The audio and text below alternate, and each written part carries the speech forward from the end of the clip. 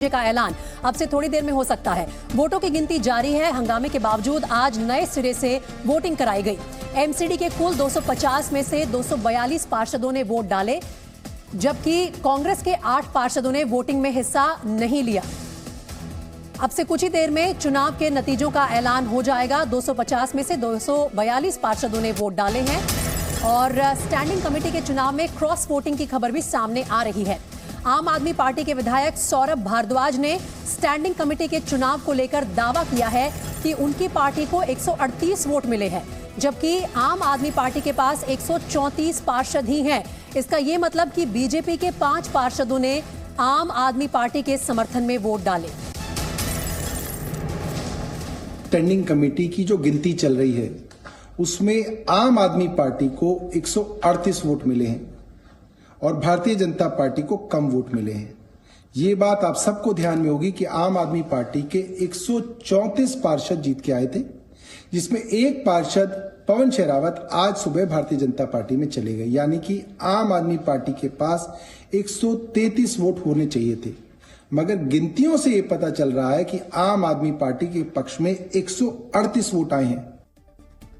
इससे पहले दिल्ली नगर निगम के सदन में स्टैंडिंग कमेटी के चुनाव को लेकर आज फिर हंगामा हुआ। बीजेपी के पार्षदों ने नए सिरे से वोटिंग कराने की मांग को लेकर नारेबाजी की। जैसे ही दिल्ली नगर निगम के सदन की कार्यवाही शुरू हुई, बीजेपी के पार्षद हंगामे पर उतर आए। क्योंकि मेयर शैली ओबरॉय सदन में नहीं आई थी, लिहाजा बीजेपी के पार्षद उनके खिलाफ नारे लगा रहे थे। बीजेपी के पार्षदों ने सदन में मोदी मोदी के भी नारे लगाए। सदन में जय श्री राम के भी नारे गूंजे। आखिरकार मेयर को बीजेपी की मांग माननी पड़ी और नए सिरे से वोटिंग करानी पड़ी। आज हम री-इलेक्शन कराएंगे और वार्ड 1 से बीजेपी की मांग पर वोटिंग के दौरान सदन में मोबाइल लाने पर भी बैन लगा दिया गया था।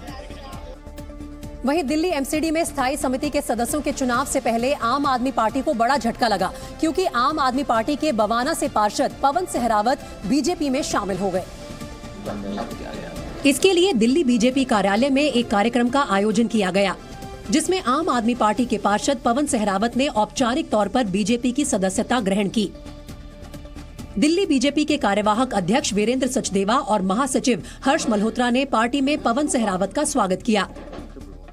आम आदमी पार्टी छोड़कर बीजेपी ज्वाइन करने वाले पवन सहरावत ने कहा कि वो आम आदमी पार्टी पार्षदों को एमसीडी सदन की बैठक में हंगामा करने का निर्देश दिए जाने से दुखी थे। जो 22 तारीख को मेल मिला,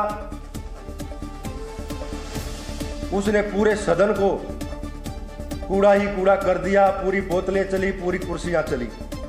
हमारे को बोला यही गया था, ऐसे करो ऐसे करो। दिल्ली बीजेपी के कार्यवाहक अध्यक्ष वीरेंद्र सचदेवा ने इशारों में कई और आप पार्षदों के संपर्क में होने का दावा किया। मेरे पास ऐसी जानकारी है कि कई लोगों का वहां दम घुट रहा है। पवन सहरावत दिल्ली के बवाना वार्ड से पार्षद हैं। आम आदमी पार्टी छोड़कर बीजेपी में शामिल हुए पार्षद पवन सहरावत का बीजेपी ने एमसीडी के सदन में भी स्वागत किया। सहरावत जब सदन में पहुंचे तो बीजेपी के नेताओं ने उनके साथ नारेबाजी की। इस दौरान भारत माता की जय के नारे लगाए गए। बीजेपी के पार्षदों ने पवन सहरावत के साथ एमसीडी के सदन में विक्ट्री साइन दिखाए। बीजेपी के पार्षद पवन सहरावत के साथ नारे लगाकर आपके पार्षदों को चिढ़ा रहे थे। पवन सहरावत स्टैंडिंग कमेटी के चुनाव के दौरान जब सदन में वोट देने पहुंचे तो बीजेपी पार्षदों ने खड़े होकर तालियां बजाई और नारेबाजी कर उनका हौसला बढ़ाया, जबकि आम आदमी पार्टी के पार्षदों ने पवन सहरावत को गद्दार कहा और शर्म करो के नारे लगाए। इस दौरान पवन सहरावत सदन में ताल ठोकते नजर आए। पवन सहरावत सिद्धू मूसेवाला स्टाइल में दिखे। भारतीय मूल के अजय पाल सिंह बंगा वर्ल्ड बैंक के नए चीफ बन सकते हैं। अमेरिकी राष्ट्रपति जो बाइडेन ने उनको इस पद के लिए नॉमिनेट किया है। अजय पाल सिंह बंगा भारतीय मूल के पहले व्यक्ति हैं जो वर्ल्ड बैंक के प्रेसिडेंट बनेंगे। वर्ल्ड बैंक के मौजूदा प्रेसिडेंट डेविड मालपास ने अप्रैल 2024 के पहले ही पद छोड़ने का ऐलान किया है, जिसके बाद बाइडेन ने बंगा को नॉमिनेट किया। 63 साल के बंगा इस वक्त इक्विटी फंड जनरल अटलांटिक के वाइस चेयरमैन हैं। 10 नवंबर 1959 में जन्मे अजय पाल सिंह बंगा ने अपनी शुरुआती पढ़ाई शिमला के सेंट एडवर्ड्स और हैदराबाद पब्लिक स्कूल से की।